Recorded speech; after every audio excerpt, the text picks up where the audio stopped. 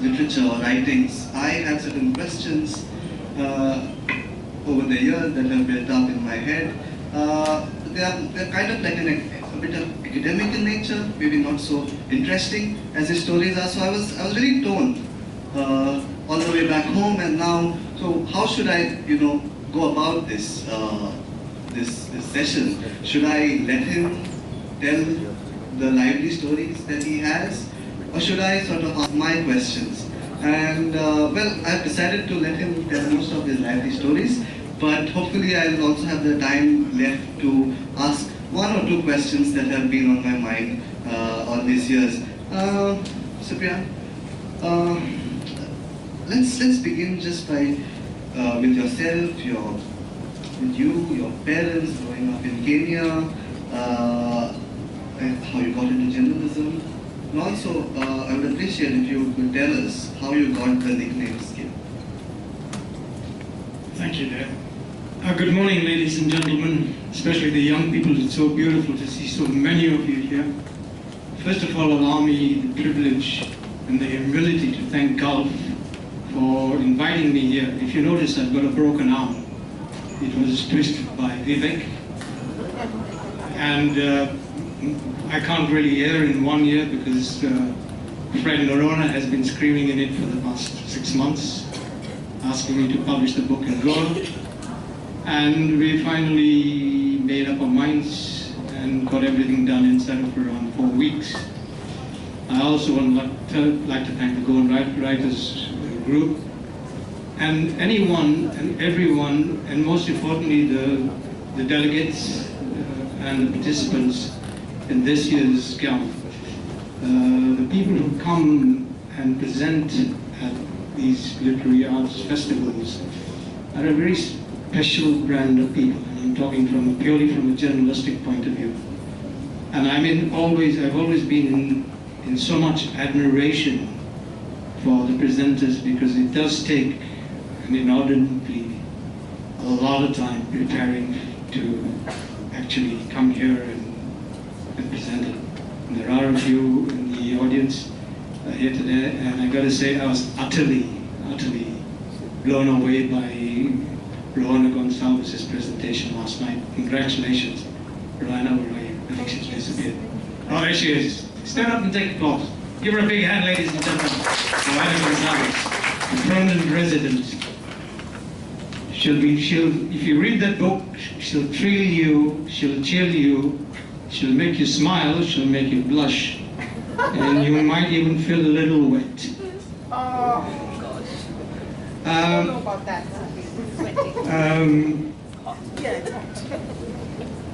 Coming back to your question, my life began one year in 1943 when I was born in Kenya, Nairobi, Kenya. Jump a few years, my mother and father split up simply because my father drank too much and enjoyed the pleasure of beating the hell out of my mother. And he threw out his wife and 6 siblings. And from that moment on, our life was one of, let's do the best we can. And if you don't mind, I'll just read you a little bit about my mother, which will give you some idea of what I'm talking about.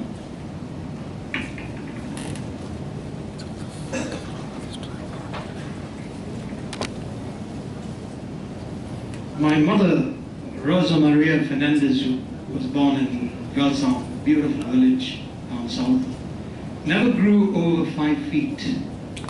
She was a walking skeleton, blackened by nature of skin and darkened by nature of heat and dust. Her skinny legs carried her with the precision of a step that translated into a type of motorized speed. She was fast. Her bony hands had a vice-like grip. Her brow was unfurrowed. Only her eyes betrayed her. Little round balls of dynamite waiting to explode. Such was her determination. She was a little woman, but she was a living rocket. On the other hand, those balls of dynamite lit her face up, like lamplight when she smiled and laughed. which was rare. In her low or quiet moments, there was also a silent resolution. Fix then the sight early morning on Christmas, with Christmas just round the corner. The steely woman with a brood of 6, including a girl barely a month old, all wrapped in the warmth of her wings and at rest in a large chair that had been abandoned in the hallway. An uncaring husband and father who was a victim himself had thrown us out of our home. In those days, folks rented rooms and shared common toilets and bathrooms. Nobody knew whose chair it was, but it had become a permanent fixture. My father, unable to come to terms with the ills that dogged him, took the easy way out in a drunken frenzy. He thought he was getting rid of his problems. So, there we were, hanging on to this tiny woman who said not a word, murmured not a sound. But in her silence, her determination grew by the minute. For some of her children, the episode came almost as a relief. There was an end to the beatings, the abuse, the belittlement, the pain, the tears, the shame, the madness, the lunacy, the despair, and always the poverty. We who had nothing, who had never known anything other than our pitiful world. We knew that, but not many people did, and if they did nothing to help. Yet there was never any hate, any quarter, or any regret. You all go to school. I will find a place by the time you get back, she told us in company. Was all she could say after we had breakfast with mouthfuls of tap water. It was the end of our life with Father. It doesn't matter what was in store. From here on, whatever happened to us would be of our own making because we made it so. We would survive. She would make certain we survived. We had only the clothes we stood in. We 4 boys, the oldest 11, and the 2 infant girls. Mom had nothing, not a single cent. She was less than nothing, uneducated, untrained. Her only tools were her feet and her hands, her eyes, and above everything else, her faith in God and an unshakable belief that nothing was impossible. She soon found us a place for us. The Adela family were just too short of the soccer team, but now they had a couple of reserves as well. Like us, they were survivors, but extremely disciplined and happy. There was plenty of laughter and lots of God. Each Sunday morning, we would be up at 4:30 and walk in single file for an hour to St. Peter Claver's Church at the bottom of River Road on the outskirts of Nairobi. Along the way, we would say a couple of rosaries and many, many prayers and many, many litanies. On the way back, we stopped at the nearby Mincing Lane Market and pick up the cheapest vegetables. There were always more prayers at home and including the daily rosary.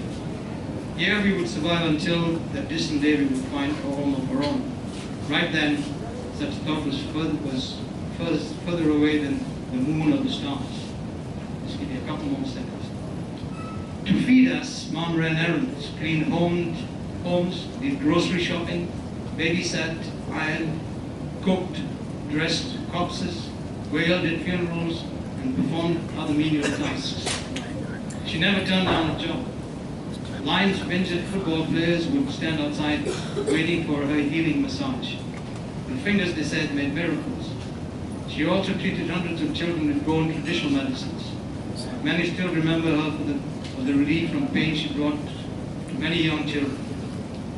She also dabbled in the traditional Goan exorcism in which salt and dried chilies are used to remove evil eye and similar evils. The hand with the salt and chilies makes miracles. Anti-clockwise above the victim's heads with the exorcist chants. Most Goans swear by this. Unable to read or write, she developed an uncanny ability to pick winners in the local horse races. Different boys who would bite lunches into the city would come round to pick up her bets and follow her tips. She only bet 10 or 20 cents, but the winnings did come supplementing her dawn to dusk work. It was not long before we rented our home. Later in life, she would take scrimping and sailing to new heights. Many years later, she would visit my 2 sisters in Maine, who had migrated to England. She would return to Nairobi with tons of suitcases full of second-hand clothing that sold like hotcakes in Nairobi. She didn't become a millionaire, but she had a home or two of her own. It seems so silly, the effort did not seem rational. There was a bottom line, however small. It did not stop for very long. She never spent a cent on herself, not for gold or jewelry, clothes, or the classic things in life. She never needed them, never had them, never knew them. All she knew was her children, and everything she did in life was for her children. But she was also tough, very tough with the children, almost as hard as she was herself. She said farewell to the world after a short stay in hospital in Sydney, Australia, following a motor accident in which she was a passenger. What a lady, what a mother. She found peace at last.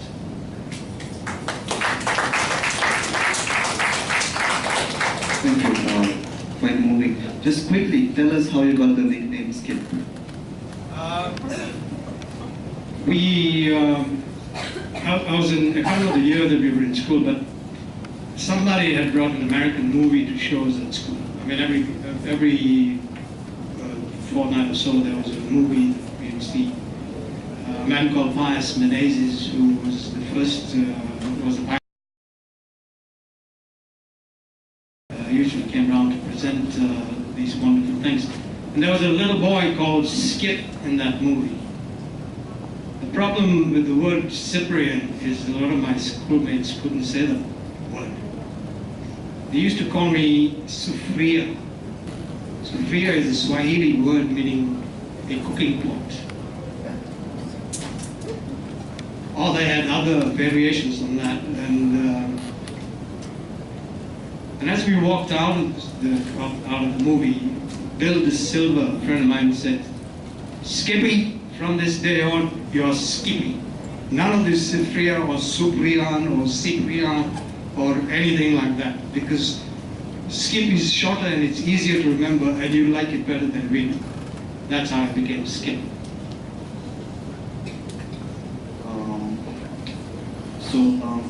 So Skip here from Kenya went to the UK for a few years, and from there moved to Australia, where he lived most of his life.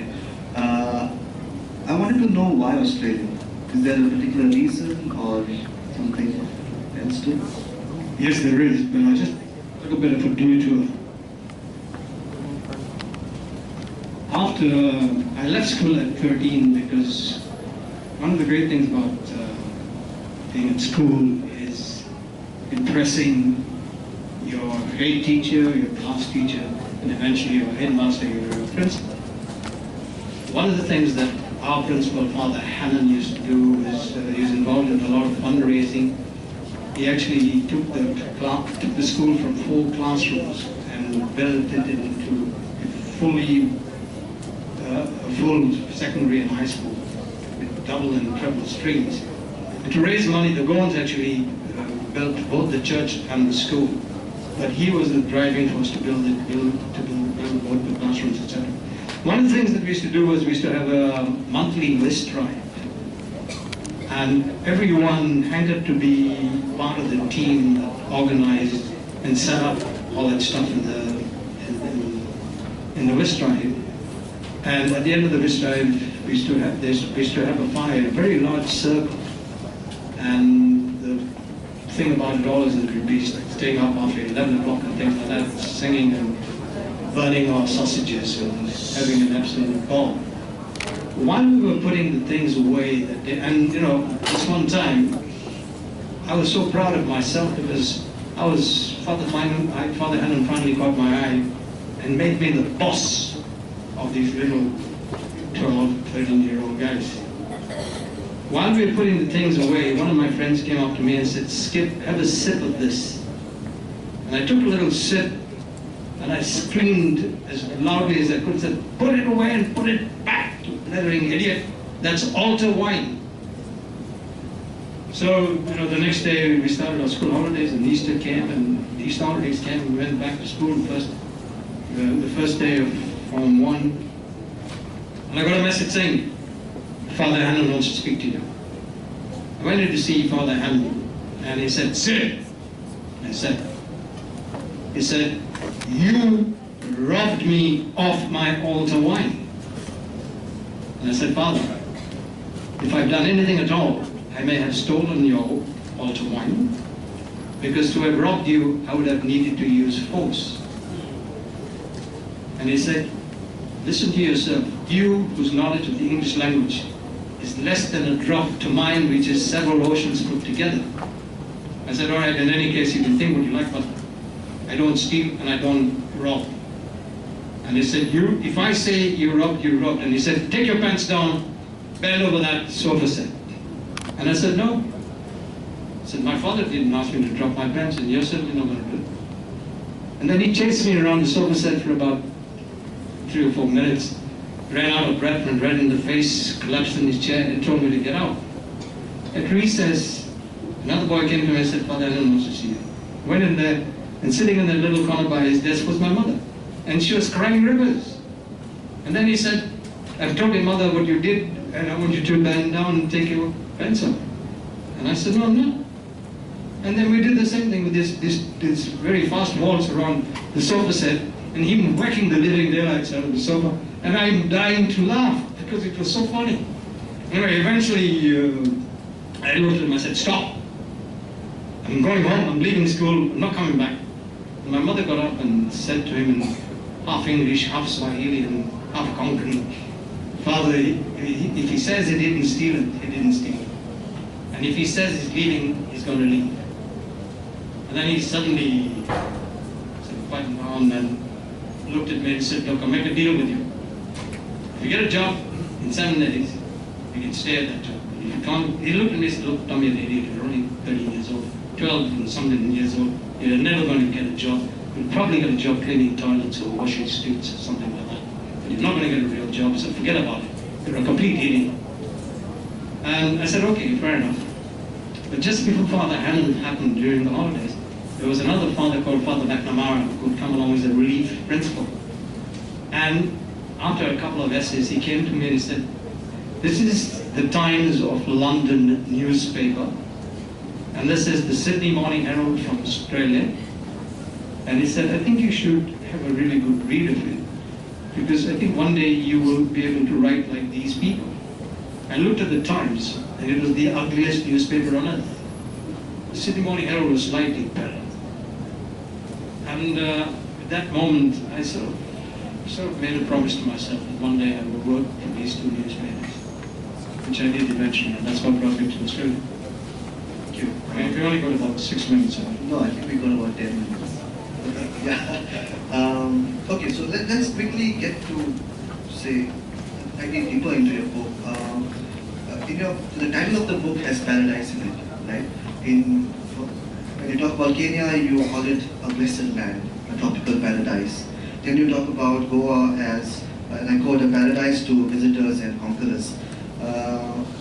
My brother, I would like you to reflect whether are all paradises destined to be doomed? I ask because you talk about, Kenya after the independence, and you talk about the corruption that is sort of rampant over there. Clearly from your account it seems that decolonization and independence and nationalist movements haven't delivered on the promises. And we see this also in Goa now, and I don't know how many would agree with me, but I think Goa also is sort of going downhill because of so many different problems. And yet Goa is also a paradise. So why is it so? Like, could you reflect on, Paradise on earth is really in the eye of the beholder. Each man has his hell, each woman has his hell. And what is paradise to one person may not necessarily be paradise to another person. But there are moments of paradise that we all enjoy.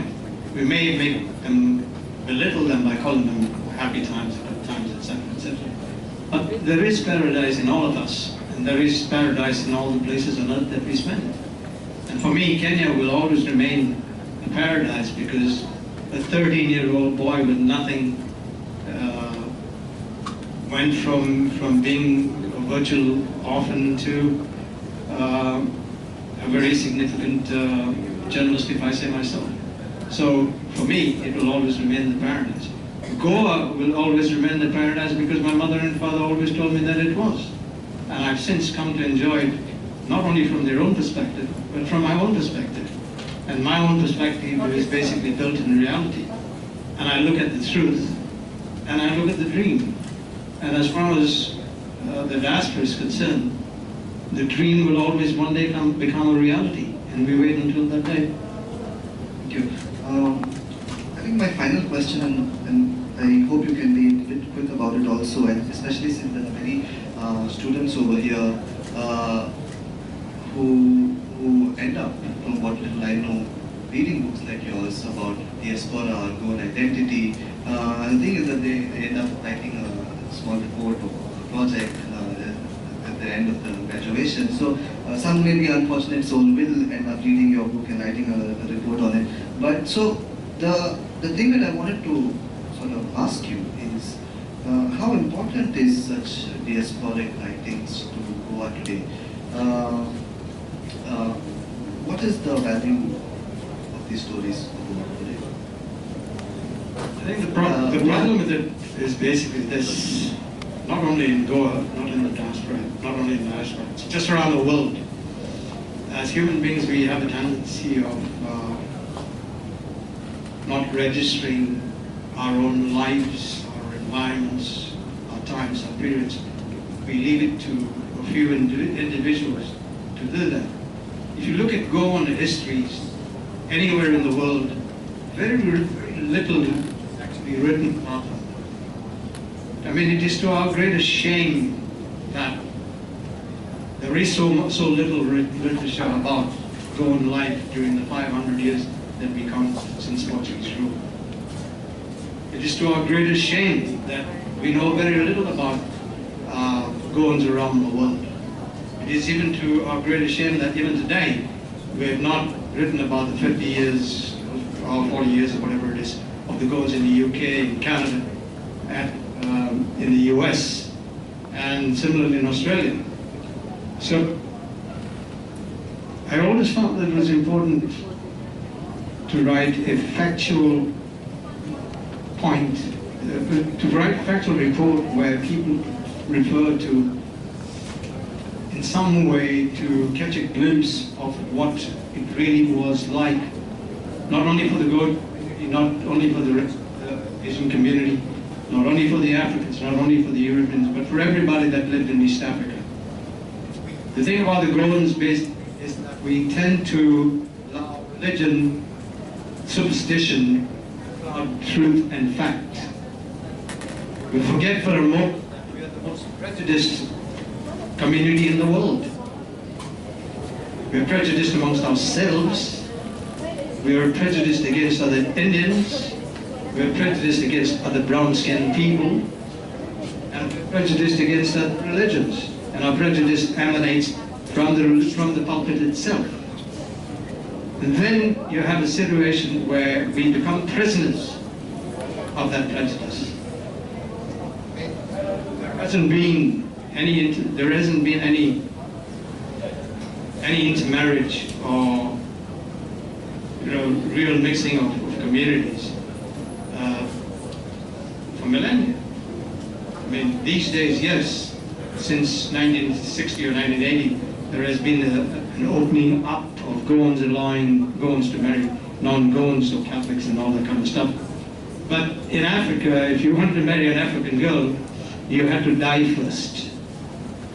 You could mix the ashes, but not the bodies.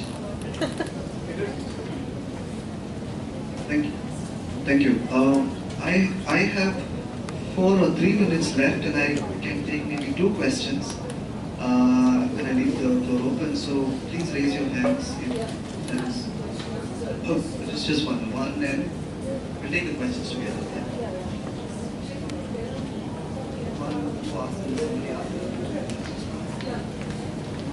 By the way, is Maureen DeMello in the hall? You let her. I'm a journalist. I was particularly interested in what was it like being a journalist in Nairobi, time. And so were there any women journalists there at all? It was heaven. 1960 was when the Aga Khan opened the newspaper. The only existing other newspaper was the East African Standard, which was a purely European settler colonialist newspaper. It didn't hire any Africans or Asians. I tried for a job several times and got shut down every time. At the Nation, for example, we only had one woman journalist. She stayed around for a little time and showed up to the UK. At the Nation, we had 1, 2, 3, 4, 5 Goan journalists. Amongst them, General Rodrigues, who was popularly called Joe Rodrigues. He's the brother of General Sunit Rodrigues. His father was editor-in-chief of the Times of India and the Indian Express. He was probably the greatest South Asian journalist in the history of modern journalism. But journalism was, as I said, happened because with the start of the Daily Nation, we had the benefit of Fleet Street journalists, and these guys were pure journalists. So they turned the Nation newsroom into the first and only multiracial spot in Kenya. And we were all equals, we all talked the same language, we drank like fish, we did all the things that good journalists do and pay for them later on. Thank you. One last final question. Yes.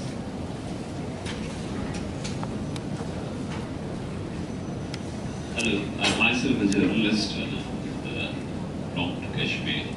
So my question is whether you in Nairobi face any offshore curves, censorship, arrests, beatings, as some of us do in this part of the world and South Asia and some areas of this region?